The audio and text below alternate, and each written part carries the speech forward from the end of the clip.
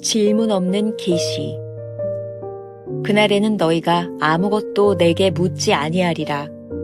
요한복음 16장 23절. 그날은 언제입니까? 승천하신 주님께서 당신을 하나님과 하나 되게 하실 때는 아닙니까? 그날에 당신은 예수님처럼 아버지와 하나가 될 것입니다. 예수님께서 그날에 너희가 아무것도 내게 묻지 아니하리라고 말씀하십니다. 예수님의 부활하신 생명이 당신 안에서 나타날 때까지는 당신은 이것저것 묻기를 원합니다. 그 후 시간이 좀 지나면 당신은 모든 질문이 사라진 것을 발견합니다. 더 이상 질문할 것이 없는 것 같습니다. 이제 하나님의 목적에 완전히 부합하는 예수님의 부활 생명에 온전히 의존하는 자리에 온 것입니다. 당신은 그 생명으로 살고 있습니까?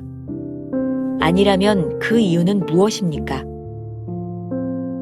당신이 잘 이해할 수 없는 어두운 것들이 있을지라도 그것이 하나님을 향한 당신의 마음을 떼어놓을 수 없습니다.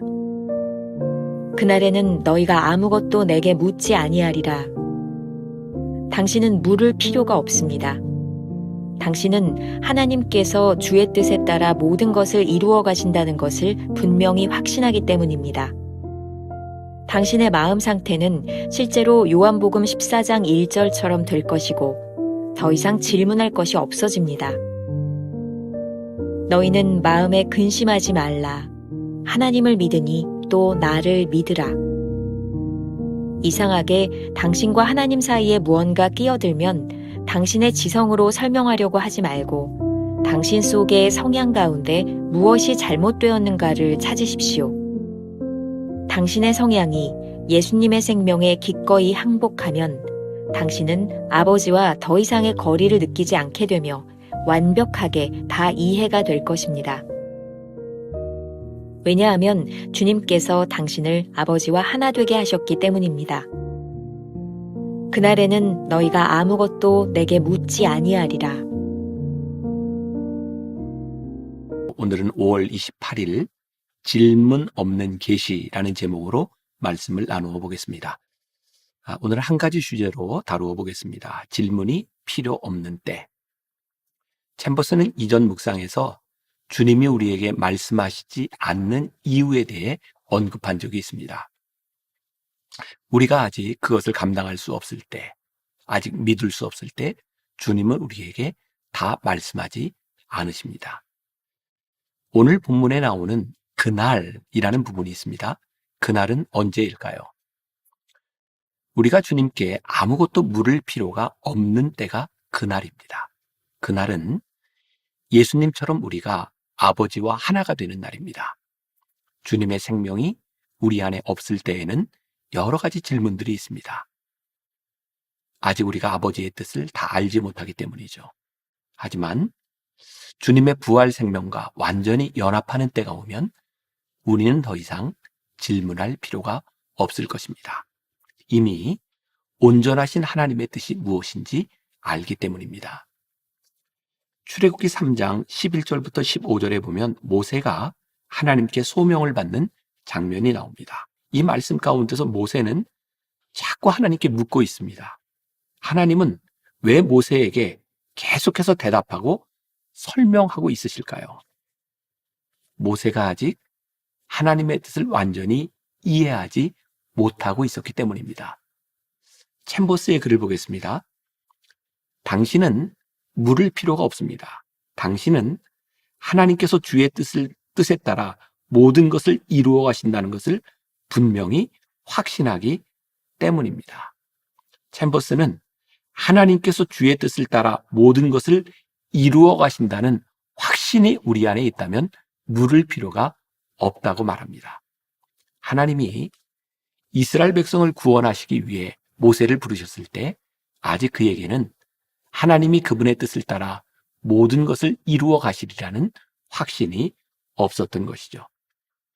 자신이 누구인지 하나님이 누구이신지를 묻는 모세의 질문이 그 사실을 보여주고 있습니다. 우리의 삶에는 이렇게 이해되지 않는 것들이 있습니다.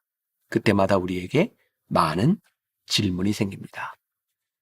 그리고 그 질문을 하는 순간이 얼마나 어둡게 느껴집니까? 하지만 우리가 하나님과 연합되어 있을 때에는 아무것도 물을 필요가 없습니다. 그 순간에는 하나님이 우리를 인도하고 계심을 믿기 때문입니다. 이때 우리는 요한복음 14장 1절 말씀을 고백하게 됩니다. 너희는 마음에 근심하지 말라. 하나님을 믿으니 또 나를 믿으라. 만일 하나님과 우리 사이에 뭔가 이해할 수 없는 일이 일어났다면 우리의 지성을 가지고 그 일을 설명하려고 해서는 안 됩니다. 지금 우리 속에 있는 성향이 어디를 향하고 있는지 들여다보는 것이 더 중요합니다. 우리의 성향, 우리의 자연적인 성향 안에 기꺼이 예수님의 생명에 복종하고자 하는 마음이 있다면 아버지 하나님과 더 이상 거리를 느끼지 않을 것입니다. 완벽하게 이해가 될 것입니다. 주님께서 우리를 아버지와 하나 되게 하셨기 때문입니다. 오늘 성경 본문이 바로 그것입니다. 그날에는 너희가 아무것도 내게 묻지 아니하리라. 오늘 묵상을 통해 우리가 깨닫는 것이 무엇일까요? 어떻게 하면 우리가 하나님과 하나 되어 조화로운 삶을 살 수 있을까요? 챔버스가 주님은 나의 최고봉 묵상을 통해 끊임없이 우리들에게 이야기하는 것이 있습니다. 우리의 자연적인 능력으로 하나님과 하나 되는 것은 아니지만 그 하나됨을 유지하기 위하여 끊임없는 훈련이 우리들에게 필요합니다. 어쩌면 우리가 매일 아침마다 이 말씀을 묵상하는 것이 하나님과 하나됨을 유지하는 그런 훈련의 시간이 아닐까라는 생각도 해보게 됩니다. 잘 알려진 선교사 허드슨 테일러에 관한 일화가 있습니다. 그가 중국 내지 선교에 평생을 바치며 살았었죠. 그는 사람들로부터 당신은 어떻게 일생을 사역자로 보낼 수 있었습니까? 그러면서도 행복한 비결은 무엇입니까? 라는 질문을 받을 때마다 이렇게 대답을 했답니다. 제 헌신과 행복의 비결은 하루를 어떻게 시작하느냐에 달려 있습니다. 연주자는 음악회가 시작되기 전 악기를 조율합니다. 음악회가 끝난 뒤 조율한다면 어리석은 사람이겠지요. 저는 아침에 일어나면 하나님의 뜻과 맞추는 일부터 합니다. 그러면 인생이 보람있지요. 챔버스에 의하면 우리의 기도가 예수님의 기도와 일치하고 우리가 하나님과 연합되어 그분의 목표와 연결될 때 더 이상 하나님께 질문할 필요가 없다고 말을 합니다. 그렇다면 여기에서 질문이 하나 생깁니다. 이제 더 이상 하나님께 간구할 필요가 없다는 말일까요? 그렇지 않습니다. 우리가 하나님과 친밀한 관계 속으로 들어가면 더 많이 교제하고 더 많이 대화하며 더 많은 시간을 가질 수 있게 됩니다. 한옥 목사님이 쓴 하나님과 함께 걸어가는 길, 그 책에 보면 기도의 유익에 대하여 이렇게 말을 하고 있습니다. 항상 하나님께 길을 보여주시고 지혜를 가르쳐 달라고 기도하라. 어떤 선택을 해야 하는지 알려달라고 기도하라. 엎드려 간절히 부르짖으라. 내 힘으로 해도 되긴 한다. 그런데 그냥 평범하게 된다. 탁월한 결과를 보고 싶으면 기도해서 하나님의 지혜를 받아야 한다. 다윗은 경험으로 알았다. 하나님께 10분 기도하는 것이 자기가 부하들을 데리고 10시간 회의하는 것보다 더 낫다는 것을. 그렇게 기도의 응답을 자꾸 체험하다 보면 기도의 재미가 붙어서 틈만 나면 하나님께 기도하게 된다. 자기가 고민하는 시간을 멈추고 기도로 하나님의 지혜를 구하는 것이다. 하나님께서 우리에게 말씀하실 때 더 이상 질문하지 않아도 되는 신앙을 꿈꿔봅니다. 하나님께서 우리를 미지의 세계로 인도하실 때 의문을 달지 않고 신뢰하며 따라갈 수 있는 신앙 말입니다. 하나님께서 우리를 알 수 없는 곳에 데려다 놓으셔도 두려워하지 않고 하나님의 인도하심을 기다릴 수 있는 신앙이 되는 것, 이것을 위해 오늘도 우리의 신앙을 하나님께 조율하는 삶을 살아야 합니다. 우리가 이해할 수 없는 상황 중에도 의문을 품지 않고 따라갈 수 있다면 더 이상 질문이 필요 없는 단계에 이른 것입니다. 오늘 하루 우리가 품고 살아가야 될 묵상 질문입니다. 여러분들의 삶에 아직도 이해가 되지 않는 질문이 있습니까? 그렇다면 이 질문을 떠올리며 하나님과의 관계를 점검해 보시기 바랍니다. 기도하겠습니다. 하나님, 오늘 말씀을 통해 우리들에게 주시는 큰 도전이 있습니다.